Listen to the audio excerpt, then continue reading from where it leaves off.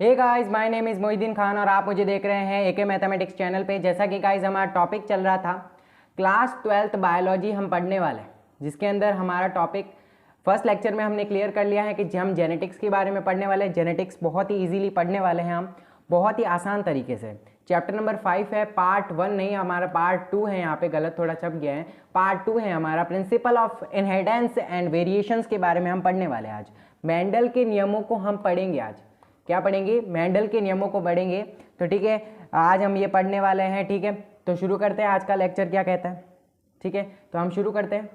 आज हम पढ़ने वाले हैं मेंडल के नियमों के बारे में। मेंडल के वंशागति के नियमों के बारे में हम पढ़ने वाले हैं। ठीक है, तो मेंडल के नियमों को आज हम डिस्कस करेंगे बड़े ही ईजी वे में कि मेंडल ने अपने नियमों में क्या क्या यूज़ किया था, क्या क्या यूज़ किया था, कौन कौन से स्टेप्स है जो फॉलो किए थे। तो सबसे पहले हम स्टेप्स के बारे में जानते हैं कि कौन कौन से स्टेप्स थे जो मेंडल ने अपने नियमों में फॉलो किए थे। तो पहला देखे इन्होंने जो किया था सिलेक्शन। सिलेक्शन का मतलब आप हिंदी में जानते होंगे, चयन होता है। क्या होता है? चयन होता है। इसका मतलब क्या होता है? चयन। ठीक है, सबसे पहले इन्होंने चयन किया था। किसका चयन किया था?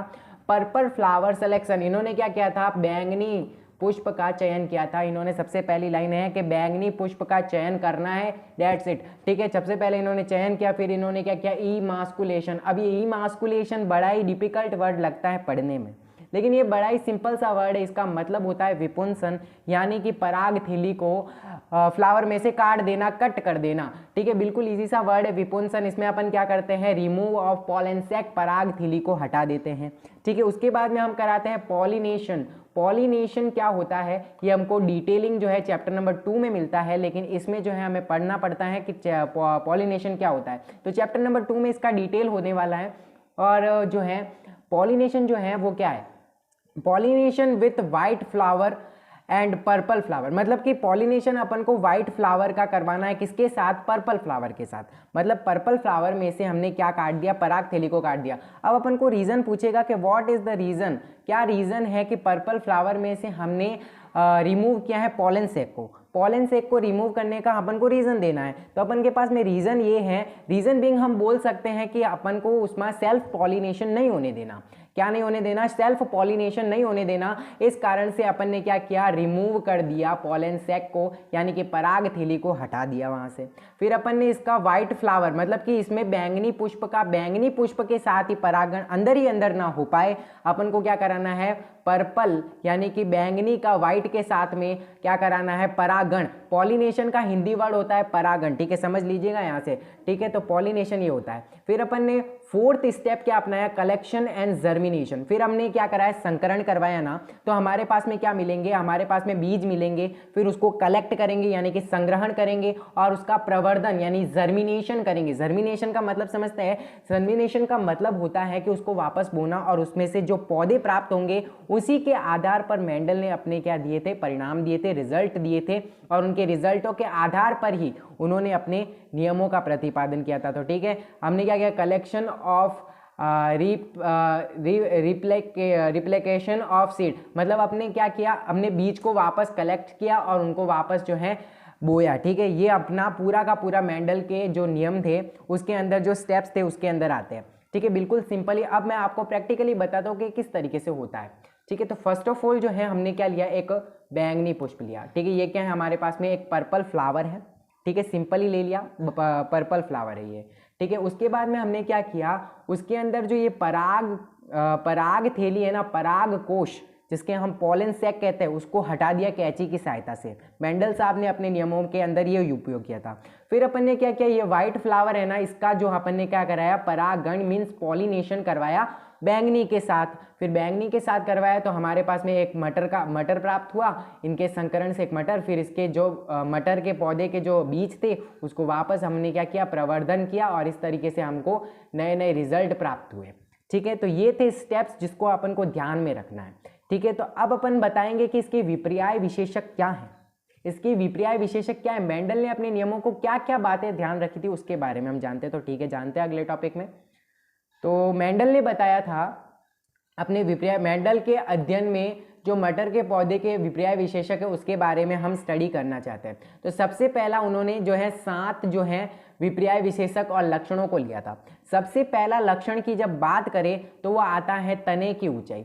तने की ऊंचाई की बात करते हैं, ठीक है। तो एक और देखो यहाँ पे डायग्राम है, तो यहाँ पे देखो एक है लंबा तना हमारे पास में, यहाँ पे फ्लावर में देखो तने की ऊंचाई यहाँ पे लिखा हुआ है, और यहाँ पे देखो एक बड़ा लंबा और एक बौना लिया हुआ है। यहाँ पे डोमिनेंट कैरेक्टर जो है ना यहाँ पे लंबा वाला है, और जो रिसेसिव है वो बौना है, ठीक है। फिर हमने लिया फूल का रंग। देखो यहाँ पे फूल का रंग कहाँ पे है, ये फूल का मतलब कि ये रहा फूल का रंग। तो एक हमने लिया बैंगनी और एक हमने लिया सफ़ेद। तो यहाँ पे डोमिनेट जो है बैंगनी है और रिसेसिव जो है सफ़ेद है। इस तरीके से ध्यान रखना है, ये 7 बातें ध्यान रखनी है, बिल्कुल ईजिली आप नोट डाउन कर सकते हैं यहाँ से, ठीक है। तो फिर अपन ने लिया फूल की स्थिति एक तो लिया अक्षीय और एक लिया अनत्य, ठीक है। अक्षीय पुष्प की स्थिति देख लो, अक्षीय और अनत्य, ठीक है। ये बात अपन को ध्यान में रखनी है कि हमने जो स्थिति ली ना उसकी जो पोजीशन ली वो कैसी ली, एक तो लिया एक्सिस पर और एक अनंत पर, ठीक है। इस तरह से अपन ने एक्सिस और अनंत ये ऐसे पार्ट में अपन को समझ में आता है कि ये जिसमें ज़्यादा होती है वो अक्षीय, इस तरीके से, ठीक है। फिर फूल का आकार जो है हमने फूला हुआ और सिकुड़ा हुआ लिया, फली का आकार जो है ना अपन ने फली का आकार एक तो लिया हमने फूली हुई और एक सिकुड़ी। आप बाजार में देखते हैं मटर के पौधे, एक तो आती है बड़ी बढ़िया सी एक मटर की फली आती है फूली हुई, और एक आती है हमारी पतली सी एकदम मुरझाई हुई मतलब सिकुड़ी हुई आती है। तो यही हम उन्होंने ध्यान रखा था।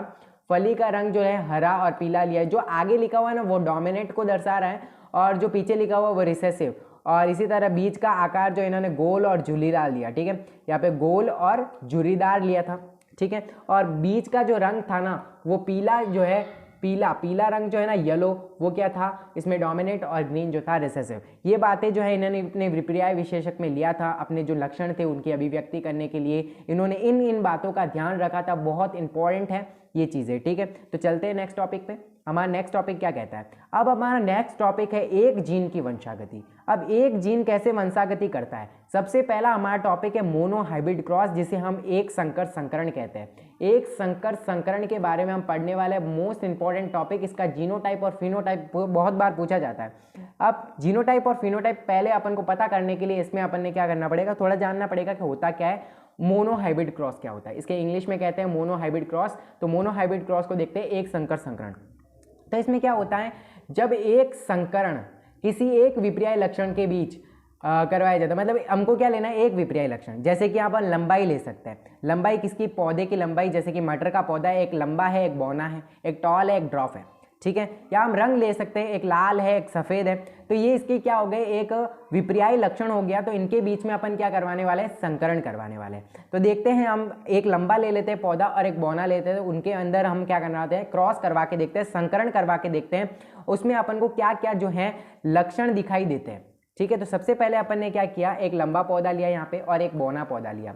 ये क्या है, जनकीय पौधे हैं, ठीक है। फिर इनके अगर हमने संकरण करवाया ना तो अपन को मिला एक लंबा और एक लंबा, मतलब कि सारे के सारे F1 पीढ़ी में, F1 पीढ़ी का मतलब होता है फीलियल 1 जनरेशन, ठीक है। F1 पीढ़ी में सारे के सारे अपन को लंबे मिले। फिर हमने स्वपरागण सेल्फ पॉलिनेशन करवाया, दोनों का क्रॉस करवाया, तो हमको लंबा भी मिला, बौना भी मिला और हाइड्रोजाइगस लंबा भी मिला। अब अपन को बात करनी है कि व्हाट इज हाइड्रोजाइगस लंबा, व्हाट इज लंबा एंड व्हाट इज ड्रॉफ, यानी कि बौना क्या होता है, इन सब के बारे में अपन को डिस्कस करना है। तो ये तो था एनसीईआरटी की लाइन्स।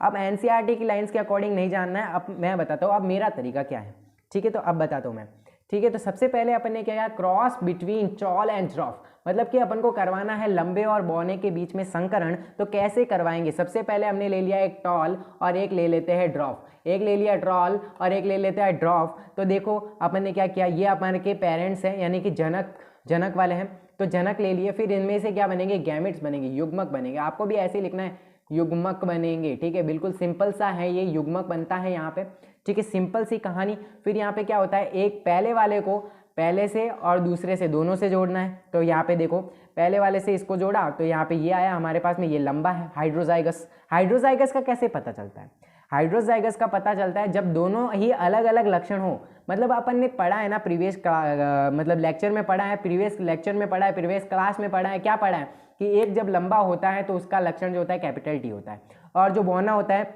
उसका लक्षण जो होता है स्मॉल टी होता है, ठीक है। तो अभी बता दे रहा हूँ मैं यहाँ पे किस तरीके से होता है, ठीक है। एक लंबा और एक बौना होता है, ठीक है, इस तरीके से।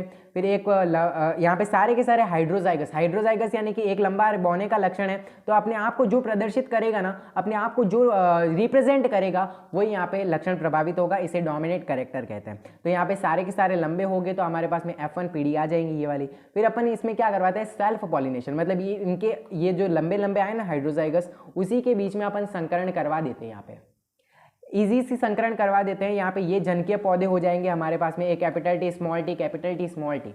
बिल्कुल इजी सा टॉपिक होता है यहाँ पे, capital T small T, capital T small T, ये यहाँ पे युग्मक बनेंगे, यहाँ पे सिंपल से लिख देंगे यहाँ पे, और फिर एक को इससे जोड़ेंगे। फिर देखो यहाँ पे हमारे पास में एक सबसे पहले F2 पीढ़ी में एक लंबा मिलेगा, फिर एक हाइड्रोजाइगस लंबा, फिर हाइड्रोजाइगस लंबा, और उसके बाद में बौना भी मिलेगा। इससे अपन को ये पता चलता है कि जो लक्षण है ना वो मतलब कि पहले हमने लंबा और बौने का क्रॉस करवाया, सारे के सारे लंबे पौधे मिले। फिर हमने लंबे लंबे का क्रॉस करवाया ना, जो F1 पीढ़ी आई उनमें क्रॉस करवाया ना, तो हमारे पास में लंबा भी मिला, बौना भी मिला, हाइड्रोजाइगस लंबा भी मिला, यानी कि लंबा लंबा और लंबा भी मिला, बौना भी मिला, ऐसा बोल सकते हैं। तो यहाँ पे जीनोटाइप क्या होता है, फिनोटाइप क्या होता है, अभी वो बताता हूँ। जीनोटाइप का मतलब होता है जीनी प्रारूप, यानी कि लिखा हुआ है ना capital T small T capital T, इनका जो रेशियो होता है उसे कहते हैं जीनोटाइप। तो यहाँ पे अपन को पहले वाले ये पहला जो अपन ने संकरण करवाया लंबे और बौने के बीच में, उसमें देखो अपन को सारे के सारे एक ही दिख रहे हैं जीनोटाइप। तो यहाँ पे क्या होगा, 4:0 होगा, 4:0 होगा, सिंपल सी कहानी, ठीक है। सारे के सारे एक दिख रहे हैं तो 4:0 होगा, और यहाँ पे सारे के सारे लंबे हैं तो 4:0 होगा। फिनोटाइप भी दृश्य प्रारूप, यानी कि दिख रहा कैसा है, उसका रंग कैसा है, तो उसे कहते हैं दृश्य प्रारूप, यानी कि फिनोटाइप।